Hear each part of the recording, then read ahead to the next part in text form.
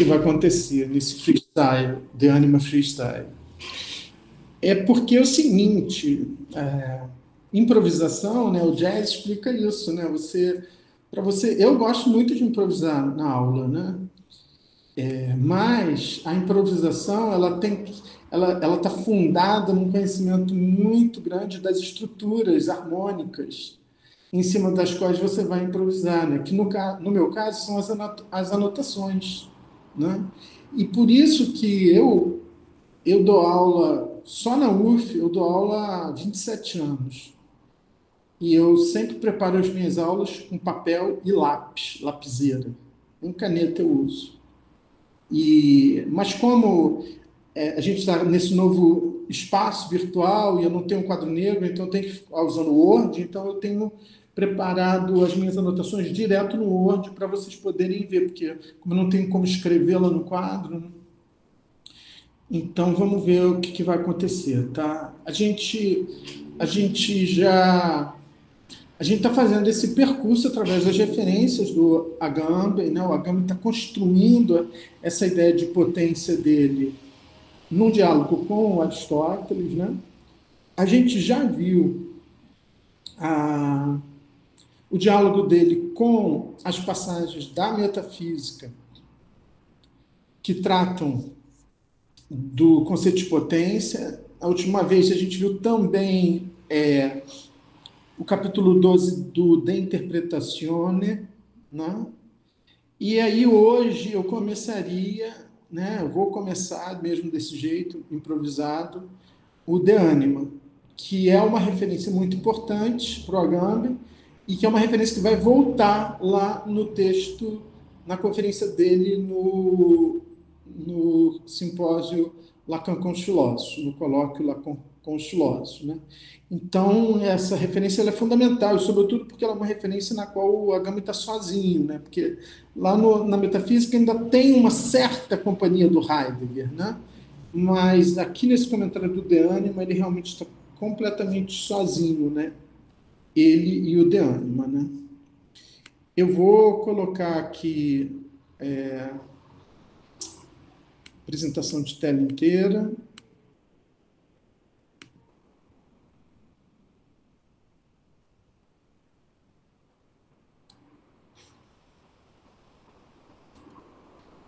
Então, eu coloquei para vocês lá no Google Classroom, né?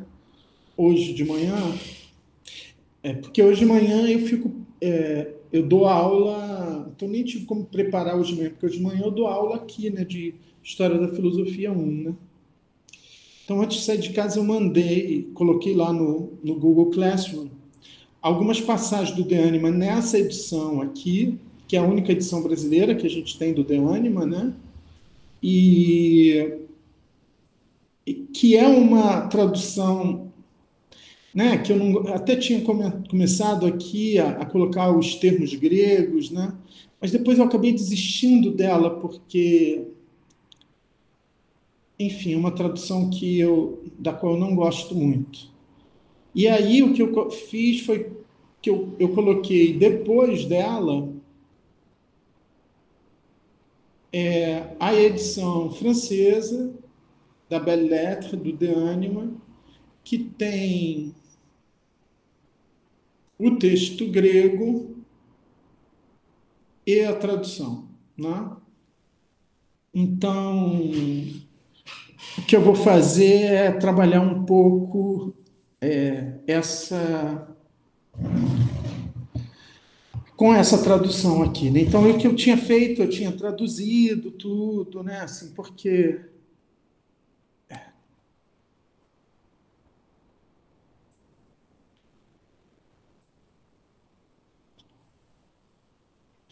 a parte inicial eu já tinha salvo, entendeu?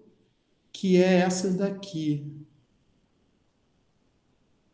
Então, eu vou ter ainda alguma coisa, tá? Então, vamos lá. Vamos ver o que vai acontecer.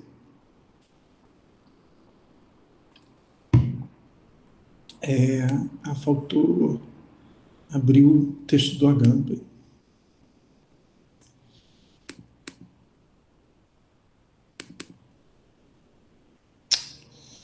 Não, não é isso.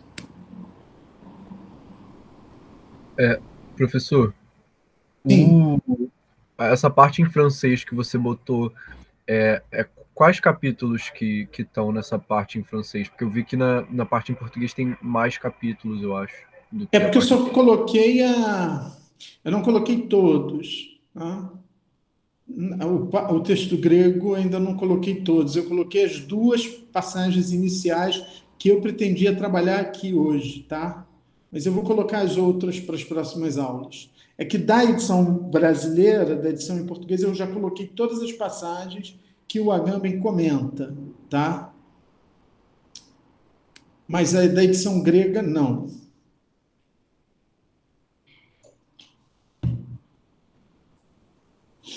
Então, a primeira referência.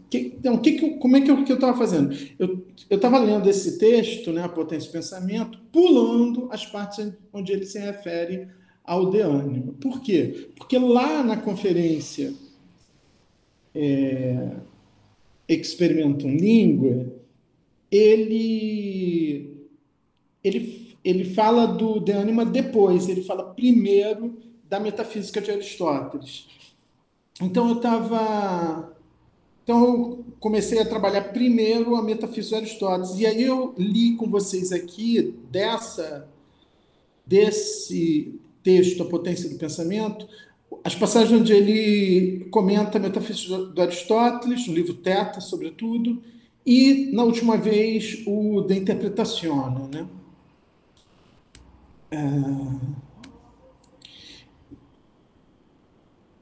Então, e aí eu fui pulando as partes em que ele fala do De Anima, né? Então agora a gente vai voltar a essas passagens em que ele comenta o De Anima.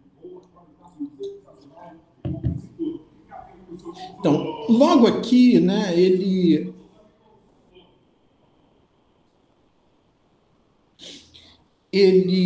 faz uma citação do De Anima, que é essa passagem aqui, A29, que corresponde a essa passagem aqui, né?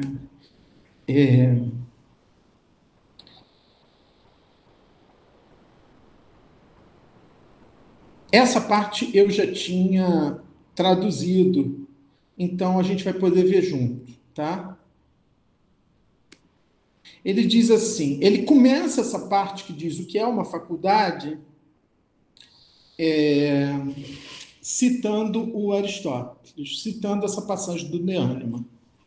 O Aristóteles diz assim: há, porém, uma aporia. Por que não há sensação dos próprios sentidos? Ton aestheseon aesthesis. Porque, na ausência de objetos externos, eles não proporcionam sensação, mesmo tendo em si o fogo, a água e os outros elementos dos quais há sensação. Isso acontece porque a faculdade sensitiva, to aestheticon, não é em ato, mas só em potência.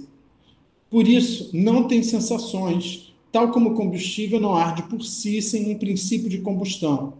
De outro modo, consumir-se-ia a si próprio e não teria necessidade de fogo existente em ato. Então, eu vou trabalhar um pouco mais essa passagem aqui, com texto grego e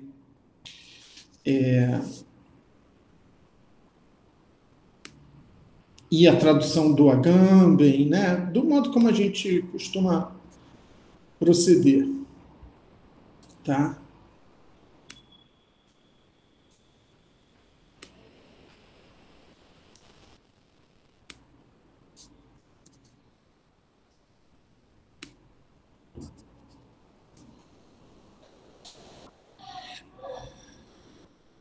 Então, o Aristóteles, ele é o momento,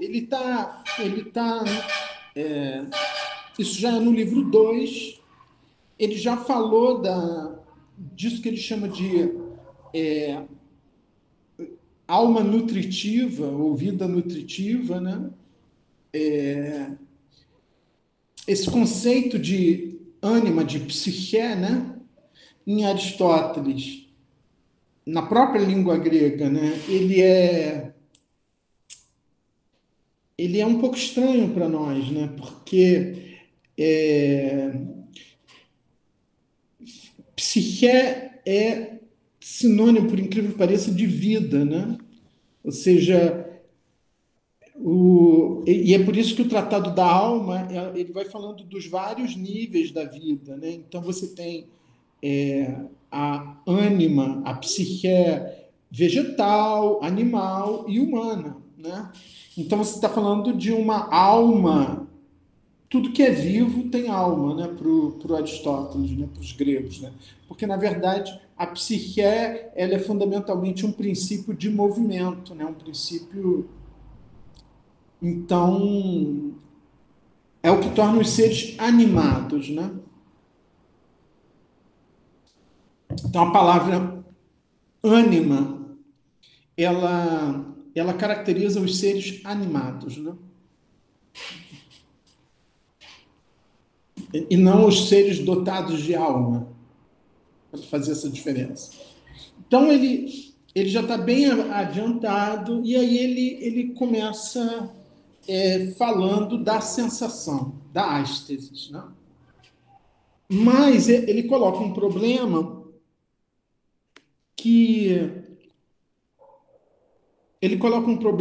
que vai obrigá-lo a colocar a, o problema da potência, que vai ser através do conceito de potência que ele vai resolver esse problema que ele está colocando, né? Então, uma passagem que ele diz assim: há, porém, uma aporia.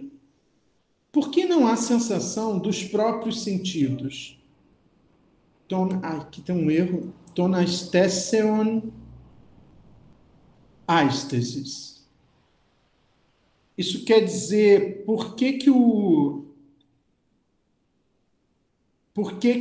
se os sentidos, eles são aquilo através de que nós temos sensação dos objetos externos. Mas por que não temos sensações dos próprios sentidos, né? Então ele vai dizer, por que na ausência de objetos externos, aneuton exo, os sentidos, né, não proporcionam sensação, mesmo tendo em si o fogo, a terra e todos os outros. Espera lá. E todos os outros elementos dos quais a sensação. Por exemplo, o olho, né? O olho ele é alguma coisa de sensível, mas eu não tenho a sensação do próprio olho. Eu tenho a sensação da visão de um objeto externo, mas não do próprio olho, né? Então, por que o olho não se olha? Por que a pele não se sente? Né? Porque os sentidos não sentem a eles mesmos, né? Mas só objetos externos, né? Se esses sentidos são compostos dos elementos que compõem também os objetos externos, né? Que por Aristóteles, vocês sabem, é a água, o ar, o fogo e a terra, né? Aí tem um trechinho aqui que o Agame não traduz, né? Ele pula. Aí ele diz a resposta do Aristóteles, né, que interessa ao Agamben, é que isso acontece porque a faculdade sensitiva, então vocês veem que o Agamben, ele traduz assim, faculdade sensitiva, uma coisa que em grego é só to aesthetikon, né? Ou seja, o termo faculdade, embora ele vá dizer no comentário depois que os gregos não têm uma teoria das faculdades, não? Que uma teoria das faculdades é uma coisa que a faculdades enquanto alguma coisa que é atribuído ao sujeito, né? Essa ideia de que a sensação, a imaginação, o entendimento são faculdades humanas, né? Os gregos não têm essa teoria, né? Das faculdades. O Agamben ele traduz como faculdade sensitiva na esteira dos tradutores todos, né? Embora em grego eu não tenho nenhuma palavra que eu possa traduzir por faculdade. Eu tenho só o adjetivo, o sensitivo, né? Então, aqui a gente pode traduzir por faculdade, capacidade, né? Então, ele vai dizer o quê? Porque a faculdade sensitiva não é em ato, só em potência.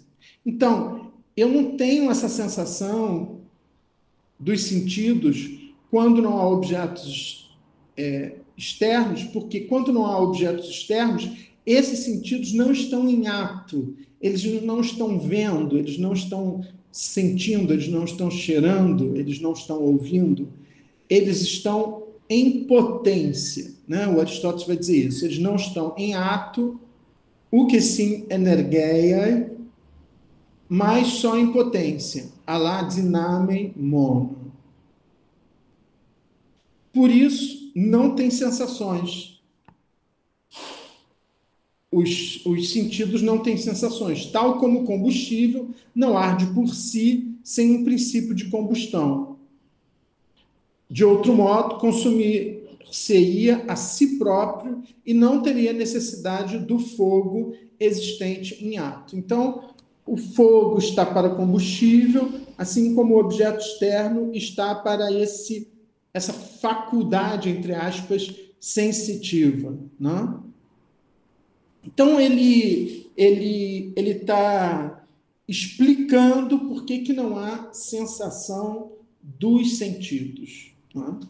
Então, o Agamben, a primeira coisa que o Agamben vai comentar dessa passagem, e é isso um pouco a gente já tinha, acho que tocado nesse ponto, ele diz assim, ó,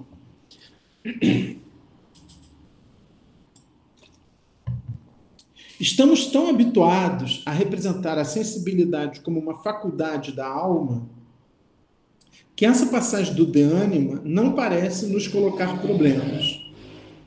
O vocabulário da potência penetrou tão profundamente em nós que não percebemos que nessas linhas surge pela primeira vez um problema fundamental que, como tal, vem à luz na história do pensamento ocidental só em alguns momentos decisivos. No pensamento moderno, um desses momentos é a obra de Kant. Esse problema, que é o problema original da potência, se enuncia na pergunta: o que significa ter uma faculdade? De que modo algo como uma faculdade existe? Então, na verdade, a palavra faculdade aí ela está traduzindo a palavra potência.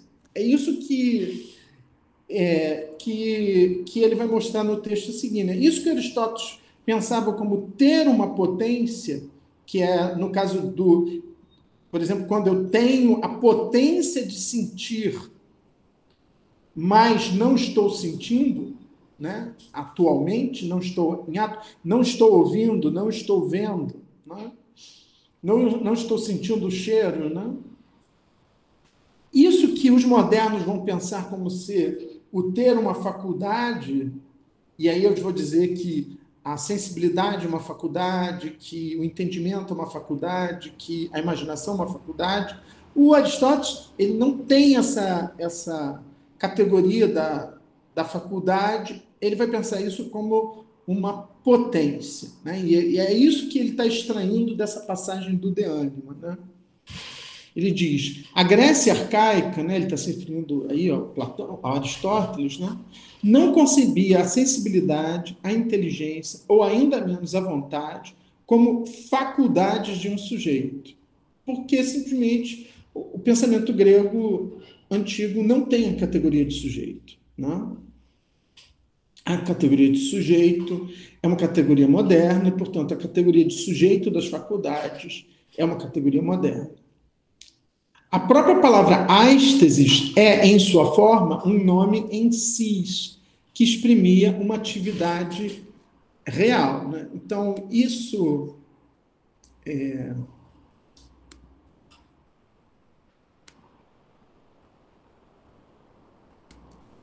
Então, por exemplo, isso que ele está dizendo, esse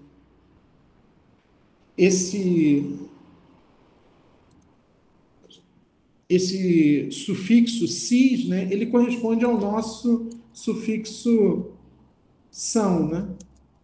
Sensação, volição, todas essas palavras que em português terminam em são palavras que indicam processos, né? Então, a palavra sensação, ela não descreve uma faculdade, ela descreve um processo, um movimento, né? Isso que ele descreve como uma atividade real, né? Então, não é uma faculdade, né? A palavra descreve alguma coisa que se dá efetivamente. É um nome de ação em si que exprimia uma atividade real. Como pode, então, uma sensação existir na ausência de sensação? Né? Que é isso. Então, por exemplo, se eu estou de olhos fechados, ou se eu estou no escuro, eu não estou vendo, e aí eu estou dizendo que eu não estou vendo, eu não estou tendo uma sensação da visão, né, visível.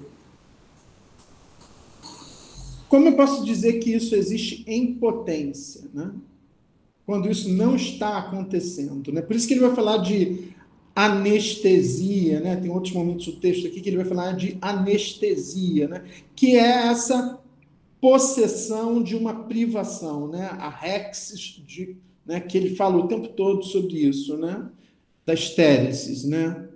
A possessão de uma privação, né? Que é isso que é a potência. A potência é a possessão de uma privação, né? Então, como pode, então, uma sensação existir na ausência de sensação? Existir uma ástesis no estado de anestesia. Então, é isso, né? Quando eu não estou enxergando, mas eu tenho uma potência de enxergar. É, né? Isso que o Aristóteles está dizendo naquela passagem que a gente leu e que ele cita aqui, né? Essas perguntas nos introduzem imediatamente no problema daquilo que Aristóteles chama de dinamis, potência, um termo em relação ao qual convém recordar que significa tanto potência como possibilidade, e que os dois significados nunca foram dissociados, como acontece, no entanto, nas traduções modernas. Quando dizemos que um homem tem a faculdade de ver, a faculdade de falar, ou, como escreve Hegel, e Heidegger repetirá a seu modo, a faculdade da morte, quando afirmamos simplesmente isso não está em minhas faculdades, movemos-nos já na esfera da potência. O termo faculdade exprime, assim, o modo como uma certa atividade é separada de si mesma e atribuída a um sujeito, na filosofia moderna. O modo como um vivente tem sua praxis vital. Algo como uma faculdade de sentir se distingue do sentir em ato, né? Então, essa distinção que Aristóteles está colocando. A faculdade de sentir é a potência de sentir, que se distingue do sentir em ato.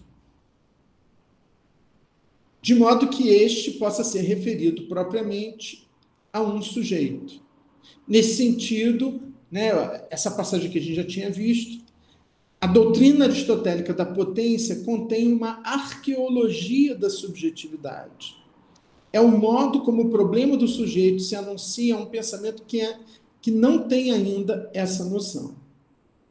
Rex, de echo, ter, hábito, faculdade, é o nome que Aristóteles dá a essa inexistência da sensação e das outras faculdades em um vivente.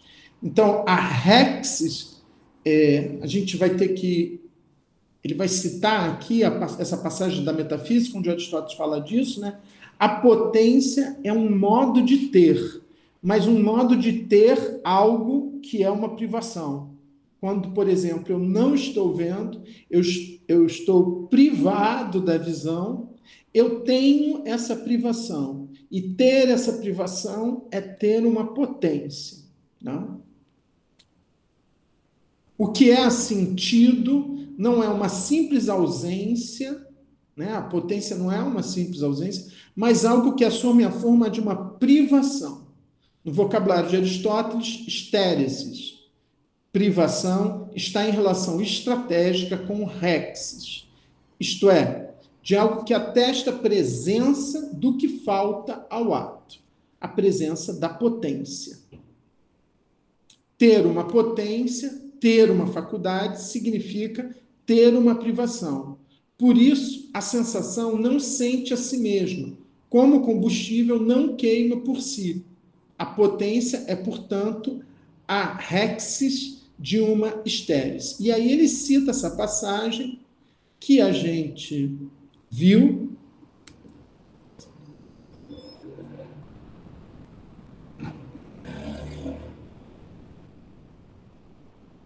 Não. Isso, que essa passagem não é do livro Teta, ela é do livro Delta, aquele livro que é o livro quinto, né, da metafísica, que é um vocabulário, e aí tem um verbete no livro Delta, que é o verbete potência, e é nesse verbete potência, dinamis, que o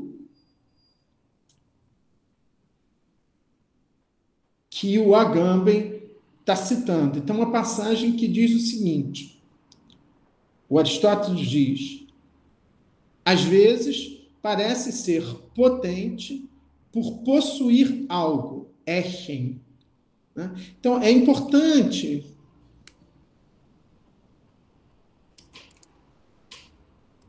echo, ou no infinitivo echen, né? Ter, possuir, é o verbo correspondente ao substantivo rexis. Possessão, disposição, como é que ele traduz? Enfim, depois a gente... Faculdade, hábito, né?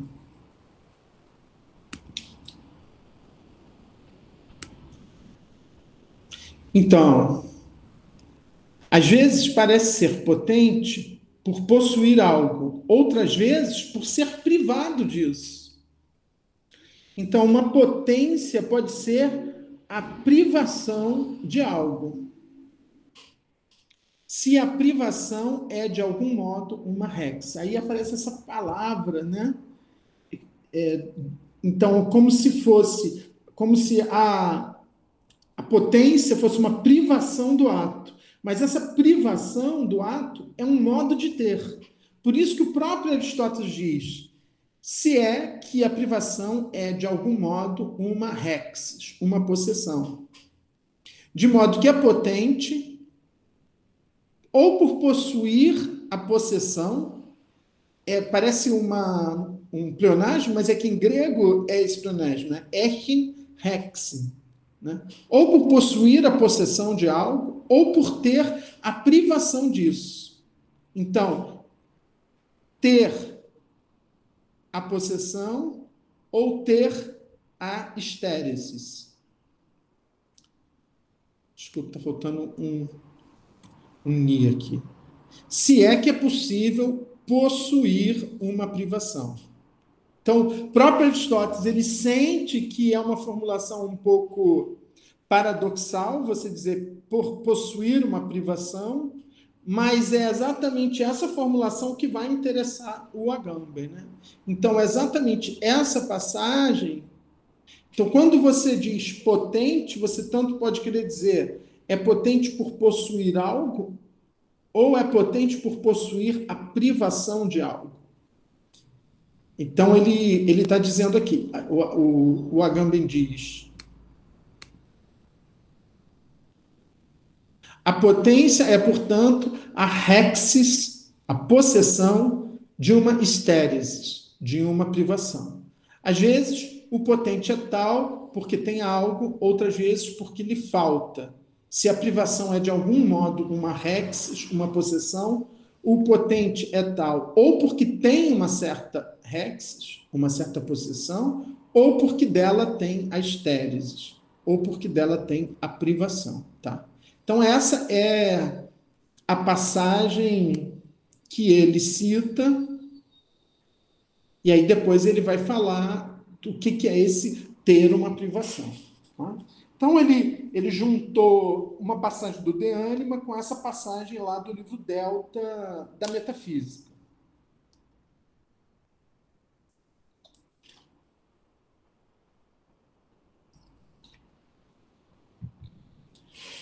E aí ele vai trabalhar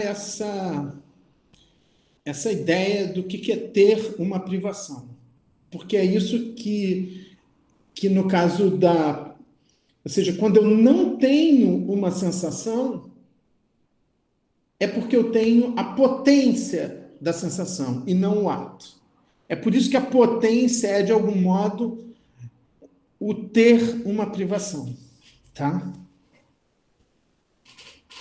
Então, essa que é a ideia forte, é a ideia que ele vai trazer. Ou seja, é exatamente essa ideia que o Aristóteles, ele próprio tem uma certa dificuldade de formular, tanto é que ele diz, se é que podemos falar isso, é esse ponto que o Agamben... Quer dizer, ali onde o Aristóteles hesita na formulação, é essa formulação que o Agamben acha que é correta e que é adequada para descrever o problema da potência.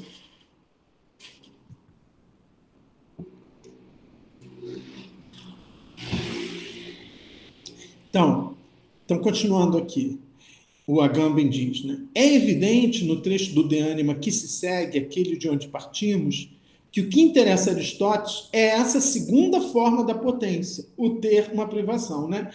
Vejam que quando ele diz de modo que é potente ou por possuir a possessão de algo ou por ter a privação disso. Então, essa segunda possibilidade é aquela que o Agamben vai privilegiar. Então, quando ele diz é evidente, pô, nem, não é tão evidente assim. É evidente para ele, Agamben, né? É evidente no trecho do De Anima que se segue aquele de onde partimos que o que interessa a Aristóteles é essa segunda forma de possessão, o ter uma privação. Aristóteles distingue aqui uma potência genérica, que é aquela de que se trata quando dizemos que uma criança tem a potência da ciência, ou que é impotência arquiteto ou chefe de Estado, da potência que compete a quem já tem a rexis correspondente a certo saber ou a certa habilidade. Então, essa parte eu também consegui salvar. Acho que está aqui ainda.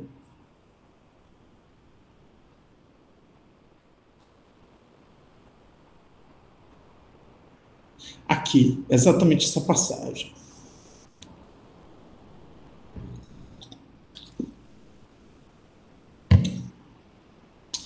Então, essa passagem que ele está qual ele está se referindo é logo depois da primeira passagem, né? A primeira passagem é 417a, linhas 2 a 9, e essa segunda começa na linha 21 do mesmo passo.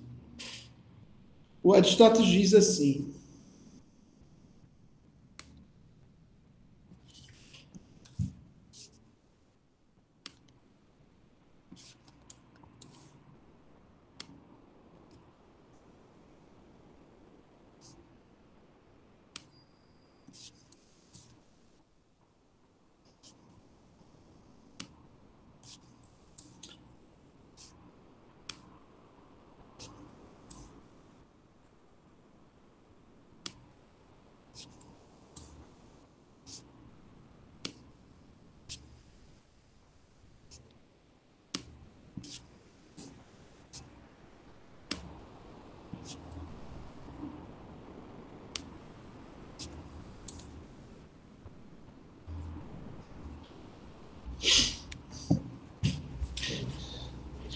Aristóteles, então, diz: é preciso fazer distinções acerca da potência e do ato. Pois falamos até agora sobre eles de modo simples, de modo genérico. Não? Pois, por um lado, há aquele que é conhecedor, epistemon, né? Então é a palavra episteme aí, né? Então eu traduzi por conhecedor, mas você pode traduzir, é aquele que tem ciência, né? No sentido em que dizemos que o ser humano é conhecedor, no sentido em que dizemos que o ser humano tem ciência. Porque o ser humano faz parte dos que são conhecedores e têm ciência. Epistemonon kai... Ai, tá errado aqui, ó. Echonton episteme. Tá vendo? Esse echonton episteme é daquele verbo echen, né? Que tem episteme. Né? Então, esse que é epistemon, esse que é sabedor, conhecedor, né? Quer dizer, há aquele que a gente diz que é epistemon, que é sabedor, que é conhecedor, num sentido genérico, no sentido em que o ser humano é conhecedor, ou seja, capaz de conhecer, né? Capaz de ter ciência, né? Porque isso é uma característica da espécie. Então, qualquer ser humano vai ser epistemon, qualquer ser humano vai ser dito ter ciência, ser sabedor, ser conhecedor. Há, por outro lado, aquele que é conhecedor, no sentido em que dizemos que é conhecedor aquele que tem, por exemplo, a ciência da gramática. Então, eu já não estou falando de uma potência genérica de ter ciência, de ter conhecimento, mas de uma potência específica. Né? Por exemplo, no caso do gramático, ele tem um saber que é um saber sobre as letras, né? Um saber gramatical. Então, mas cada um dos dois não é capaz, potente, dinatos. Você vê aí claramente que dinatos aqui está sendo usado no sentido de potente e não de possível. Né? Mas cada um dos dois não é capaz, potente do mesmo modo.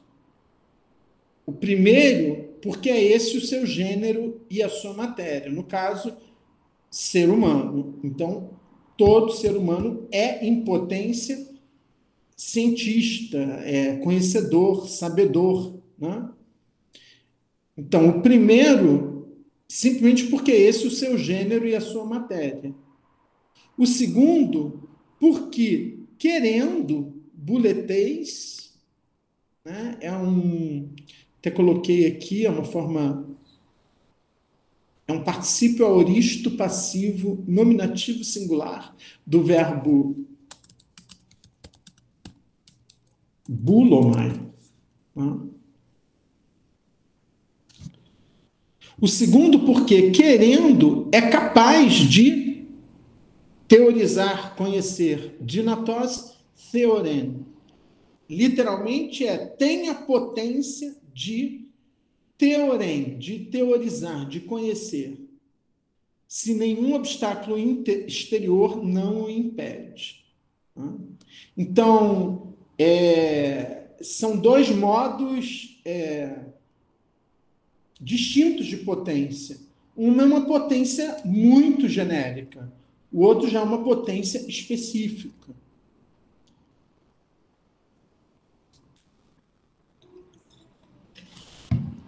Por fim, há aquele que está teorizando agora, sendo conhecedor em ato. Então, theoron entelecheiai on. E sabe, epistamenos, em sentido próprio, kyrios, tode, toa, um objeto X determinado. Aristóteles não escreve X, ele escreve alfa, A, né? Mas é uma letra para designar um objeto qualquer, que é um objeto de sentidos. Né? Então, são 3 níveis. Um, sou eu, enquanto ser humano, capaz, tendo a potência de conhecer. Há um segundo nível, que sou eu, enquanto já possuindo uma potência específica, que é a potência de conhecer objetos gramaticais. Eu sou um gramático, então eu tenho essa potência de conhecer. E o terceiro momento, que é o momento do ato, em que essa potência se realiza, em que eu, como gramático, conheço um determinado objeto específico, que é o sujeito da frase, o predicado, o adjunto de nominal, enfim, exercendo o meu conhecimento. Os 2 primeiros são ambos conhecedores em potência. Katadinamin epistemones.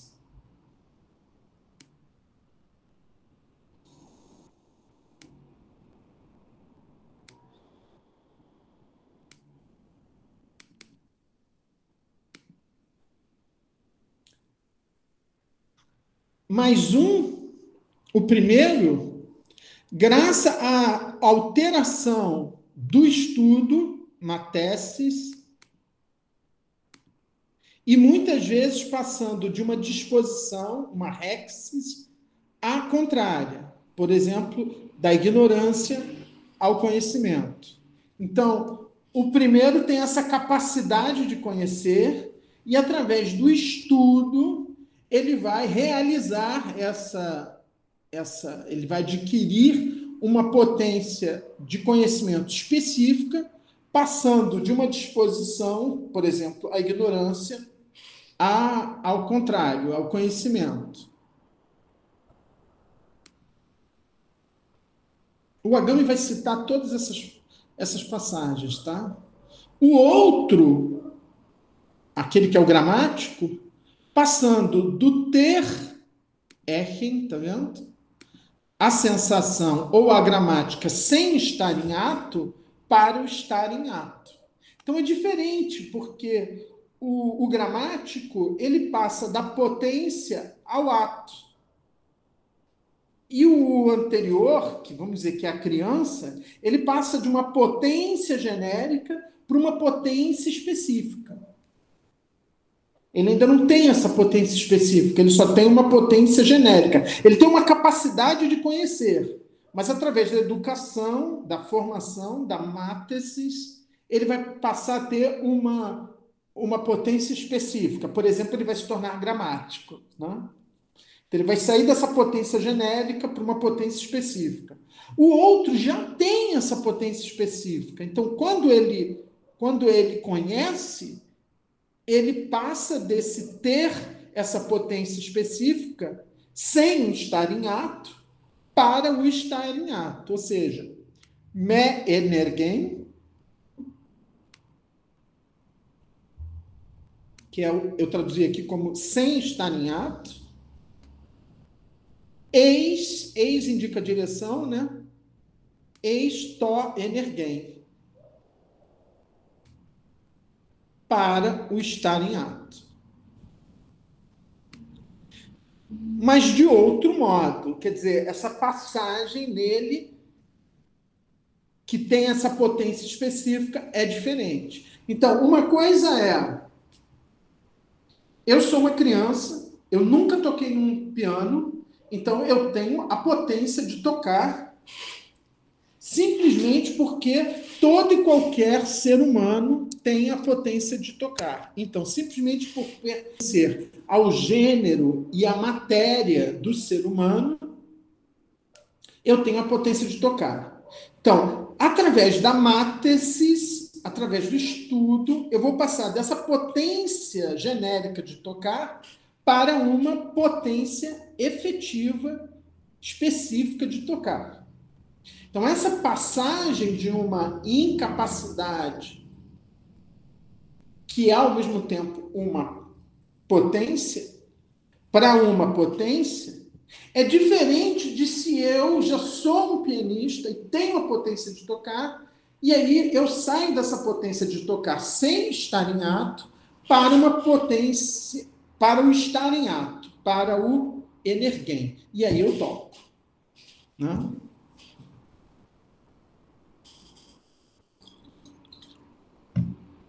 Aqui é a parte que eu tinha preparado e que ainda se salvou. Né? Então vamos voltar lá para o Agamben. É esse texto, esse trecho que eu acabei de analisar com vocês, que ele vai comentar. É evidente no trecho do De Anima que se segue, aquele de onde partimos, que o que interessa a Aristóteles é essa segunda forma de potência, o ter uma privação. Aristóteles distingue aqui uma potência genérica, que é aquela de que se trata quando dizemos que uma criança tem a potência da ciência, ou que é em potência arquiteto ou chefe de Estado, da potência que compete a quem já tem a rexis correspondente a certo saber ou a certa habilidade. Né? Então, são duas potências diferentes.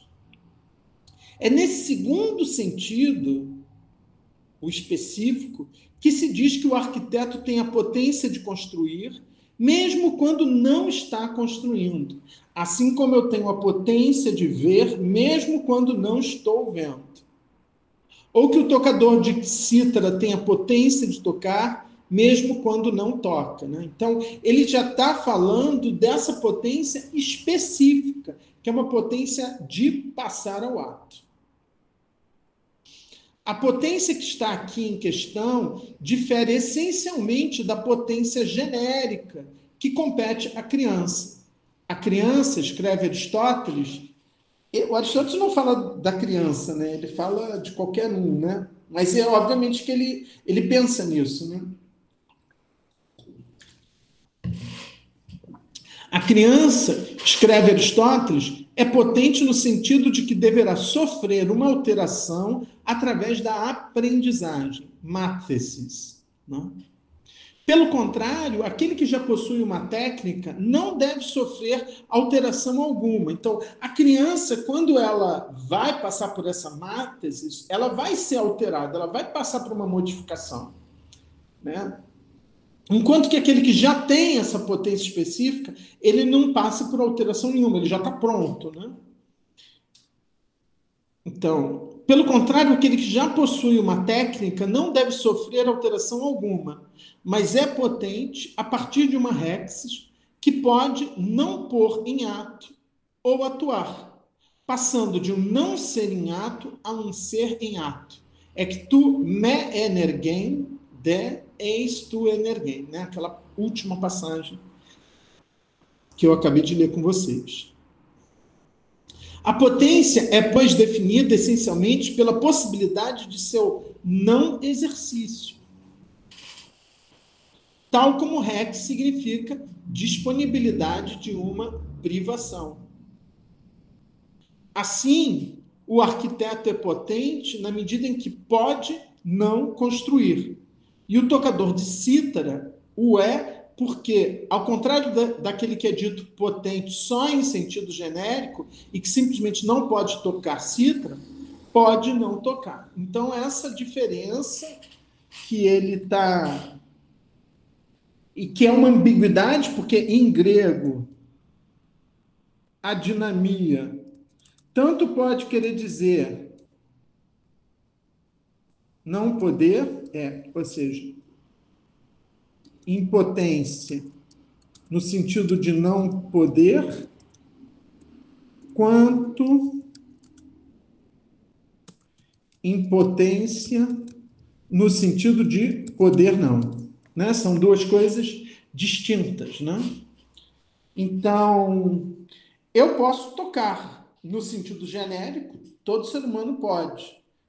Eu tenho a potência de tocar piano. Se eu tiver uma máthese, se eu tiver um aprendizado, eu vou aprender a tocar, porque é uma potência. Agora, uma coisa é eu já ter, aí que é a coisa da rexis, né?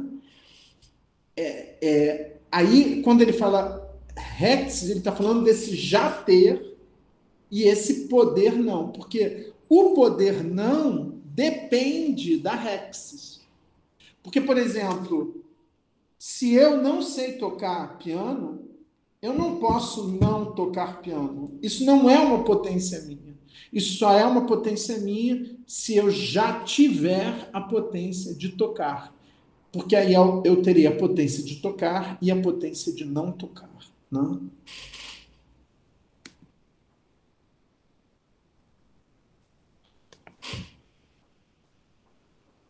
Então, ao contrário daquele que é dito potente só em sentido genérico e que simplesmente não pode tocar cítara, este que tem a rex pode não tocar cítara. E é desse modo que Aristóteles responde na Metafísica à tese dos megáricos que afirmavam, de resto não sem boas razões, que a potência existe só no ato.